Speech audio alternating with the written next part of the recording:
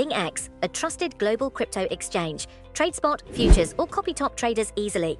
Sign up via the link or referral code to get 30 USDT instantly, plus up to 1,500 USDT in bonuses for verification, deposit, and trading. The Liberal Party faces a critical juncture as internal divisions deepen over its commitment to a net zero emissions target. Former Liberal President and Member of Parliament Jason Falinski has issued a stark warning, asserting that abandoning this crucial climate policy would be akin to running as Nationals-lite in the last election and would ultimately reward standover tactics by its junior coalition partner. This internal struggle erupts as conservative elements within the party exert pressure, urging a departure from the net zero pledge to align with the Nationals' stance. A special meeting is slated to convene within the fortnight to forge a unified position. But moderate liberals are actively, both privately and publicly, advocating for the preservation of the climate goal, fearing that its abandonment will further erode the party's standing in urban electorates. Prominent voices within the Liberal Party are expressing deep concern. Shadow Housing Minister Andrew Bragg has labeled the prospect of ditching the target as a failure of leadership, while Giselle Kaptarian, a Liberal candidate narrowly defeated in the recent election, emphasized the urgent need to commit to a viable path to net zero. Falinski, who served as NSW Liberal Party president from 2023 to 2024, voiced anxieties shared by several former Liberal MPs regarding the electoral ramifications. He articulated that young Australians would perceive this move as a capitulation on an issue of paramount importance, the habitability of the planet, stating, "Young Australians would conclude that on one of the most important issues to them, whether the planet will be livable, that we have given up. That's not a city or country thing. That's in every seat." The pressure to discard the net zero commitment appears to be mounting, with conservative power brokers urging Sussan Ley, the relevant minister, to follow the Nationals' lead, while Ley has indicated a priority on affordable energy and responsibly reducing emissions.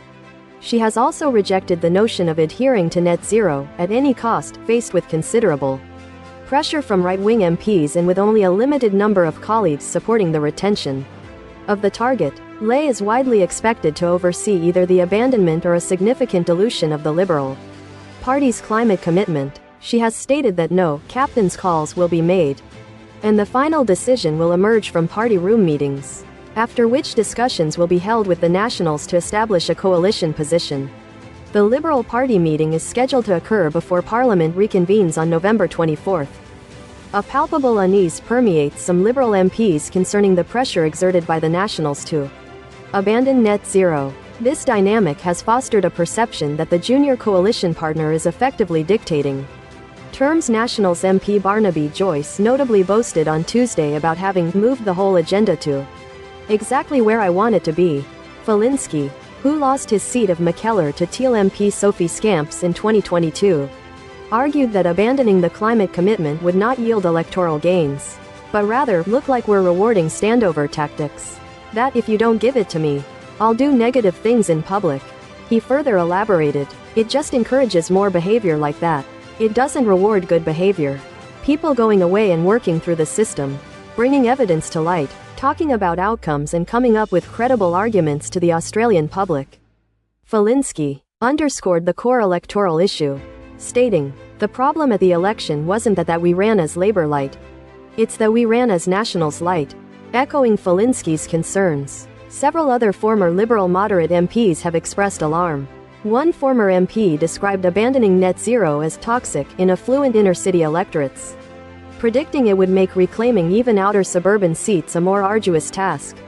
Another former Liberal believes the party has not yet reached its nadir in terms of public opinion, lamenting, "We are now struggling for survival as a party." Giselle Kaptarian, who narrowly lost the seat of Bradfield, highlighted that cost of living and climate change are paramount issues for her constituents. She noted, "Voters are generally decided on the goal of net zero, but they are now demanding a more nuanced conversation about what is achievable and affordable." Meanwhile, Nationals MP Michael McCormick, a vocal critic of the net zero target, took aim at colleagues who have resorted to providing anonymous quotes to the media. He stated on Sky News, "Backgrounding journalists and calling your parliamentary coalition colleagues parasites. I'm sorry. I can't wear that. Put your name to whatever you're going to do." Don't do it in an anonymous way. Andrew Bragg urged his colleagues to maintain their course, asserting, Australians want to see a target. They want to see us work toward that target and they don't want to see us give up. I think it would be a very bad message for Australia to give up on climate action. I don't think that's what the community wants. That's not leadership. Fellow Liberal moderate Julian Leeser has affirmed his support for net zero emissions, while Bragg and Senator Dave Sharma are reportedly open to modifying the 2050 target as a compromise. Senator Sharma reiterated that the option of separating from the Nationals should be considered if a policy agreement cannot be reached, telling the ABC, I think if we cannot agree a policy together, if we agree policies separately that are not compatible, then that's the only alternative.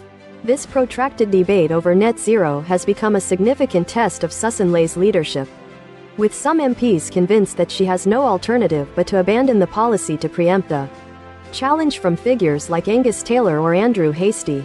Ley, however, remains steadfast, telling ABC Radio, I'm completely confident and I have a smile on my face as I answer this because I know that the media and commentary does get a little bit excited from time to time. Angus Taylor, speaking to Sky News, downplayed any leadership challenge, expressing his support for Ley and his belief that she will navigate this issue and lead the party to the next election. The internal conflict underscores the deep ideological chasm within the Liberal Party, with significant electoral implications hanging in the balance.